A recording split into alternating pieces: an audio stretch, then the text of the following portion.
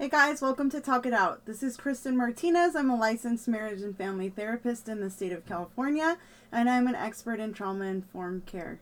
The purpose of Talk It Out is to create a community and a channel where community-based therapists and unlicensed or pre-licensed therapists have a place where they can start to get informed and build up their own confidence in calling themselves experts in trauma-informed care. And so today I want to talk about diagnosing trauma and some of the nuances or the difficulties that people have in diagnosing post-traumatic stress disorder. The reason I bring it up is because I was a supervisor in community mental health, and a lot of the time I would see a lot of diagnoses that weren't exactly accurate because they missed the whole point of the trauma for these kids. Clearly there was trauma, and as I read through the assessment, I was able to see that the child actually met full criteria for post-traumatic stress disorder, but it wasn't being looked at the same way. And so part of this, I want to help you guys kind of shift your conceptualization of a case, because the way we conceptualize what's going on in a case also in the end really significantly affects the outcome of the case. So today I want to talk about assessing sleep difficulties for post-traumatic stress disorder. Now, I know a lot of people have, a lot of clinicians really struggle in what questions really get at the internal experience of a client. And it can be difficult because sometimes clients aren't even aware what's happening to them is not supposed to happen to them, especially for our clients who struggle with chronic and complex post-traumatic stress disorder.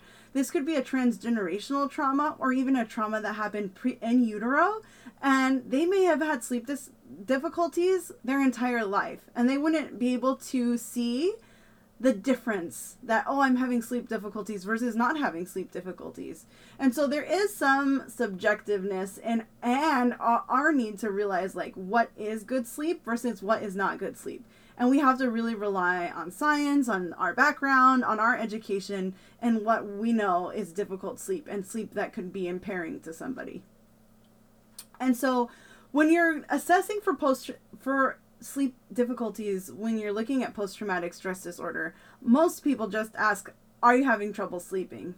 Which is not bad if you've, for your run-of-the-mill clients. However, a lot of the time when we're working in community mental health, we're working with highly traumatized populations, a lot of populations that have generation after generation of trauma, historical trauma, groups that are disenfranchised, that are really at the outskirts of our population, our society. And so just asking how do you sleep is even an improvement over, do you have difficulty sleeping? So when we're assessing sleep, I would start with that question. How's your sleep? And somebody might say good. And I say, great. I know this is a weird thing to talk about, but I'm really interested in what does it normally look like going to bed? Like, what time do you start getting ready for bed? What time do you eventually get in bed? Do you watch TV? How long is the TV on before you start to get sleepy? How long are how long are you in the bed? It doesn't matter what you're doing, between being ready for bed and actually going to sleep. Anything beyond about 15 to 20 minutes, we're looking at difficulty sleeping, guys. It doesn't matter if they're watching TV, if they're reading a book.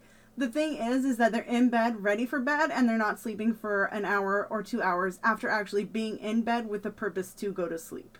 And so they may be running the TV and they may be reading a book as actually a coping mechanism or coping skill that they've used in order to deal with the symptom of difficulty sleeping. So you really have to start shifting your conceptualization. And as you listen to how these symptoms are actually looked at and diagnosed, you may have some self-realizations about yourself and your own experience possibly of post-traumatic stress disorder. So I start there, like, what's the bedtime routine? Then I want you guys to talk about and ask for how often are you getting up out of bed after you've fallen asleep? So getting up, I'm not just talking waking up, but actually getting up out of bed. This is what I really hear a lot of the time. And you have to be wary of age, but at the same time, most people are still sleeping pretty well up in age. But it is pretty common for older people to be getting out of bed, but I still would assess that as difficulty sleeping. Okay, so this is what I'm talking about. Clients often will say, "Yeah, I get up to go to the bathroom, to let the dogs out, to get a drink of water." And the important thing to notice is that, like, that's still getting up out of bed. And most people do not wake from sleep because they're suddenly thirsty and need a drink of water.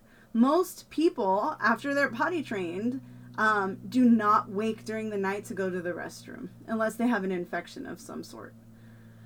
So that's a sleep difficulty, guys. Any kind of waking up during the night. I want to know I want to know, are you waking up at night? Like, maybe you're not getting out of bed, but something's waking you in the night. That's difficulty sleeping, and it's also a red flag for possible hypervigilance, which we'll get into in another video. So if they're waking from sleep, it doesn't matter the reason why they're waking up, but they're waking up from sleep. It doesn't matter if it's once, if it's twice, if it's 3 times. I want to know how many times are they waking up, and we also want to know how difficult is it for them to fall asleep. So again, if it's easy, if they just like wake up, there's like a noise, they go back to sleep easily. We want to know if this is pervasive. So we want to know how often this happens. Is this a nightly thing? Is it every other night, etc. Other things that come with difficulty sleeping. I want to know how difficult is it for them to sleep at night versus sleep during the day, right? So if I hear that they're having a much harder time sleeping at night than during the day, another red flag for post-traumatic stress disorder and another giant red flag for hypervigilance. Okay, so going on from there and talking more about sleep. I want to know what their morning is like. Do they wake up too early? Do they wake up too late? So let's say they set the alarm and they want to get up at 6 o'clock, right? But they find themselves waking up at 3 o'clock in the morning. You know, they're going to bed at 9, they wake up at 3, something like that. I want to know why. I want to hear what they think about the reasons why it's happening. I want to know how they're waking up. Like, what are the feelings involved in their wake up schedule? Like, are they feeling panicked? Are they feeling worried? Are they feeling grumpy? Are they feeling groggy? I want to know all of those things because, again, they're huge flags at telling us what is going on in the sleep. Are there sleep difficulties? We also want to ask and we want to rule out any kind of sleep disorders like sleep apnea, right? Okay, guys, narcolepsy. We want to make sure there's no medical cause for the sleep difficulties. And we also want to make sure that if sleep is a big issue for somebody, we want to refer them to a medical doctor to make sure that they rule out any kind of physical health problems that could be causing the sleep difficulties, okay? Now, it's also important, just because you have sleep difficulties does not necessarily mean that you meet all the criterion for PTSD. In fact, having sleep difficulties is only one symptom of one criterion, right?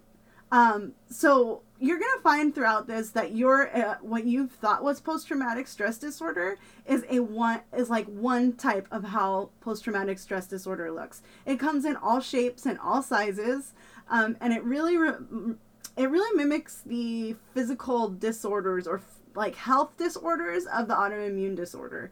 And if you know autoimmune disorders, you know that they can look like anything. They can look like diabetes, they can look like thyroid issues, they can look like migraines, but in reality, there's an autoimmune disorder that's at the root of it.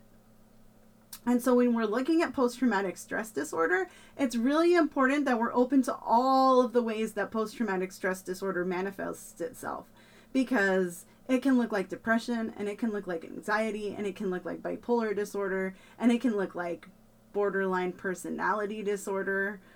It can look like a whole lot of things. And so this is only one little blip that I'm talking about today, which is one symptom of one of A through H criterion for PTSD.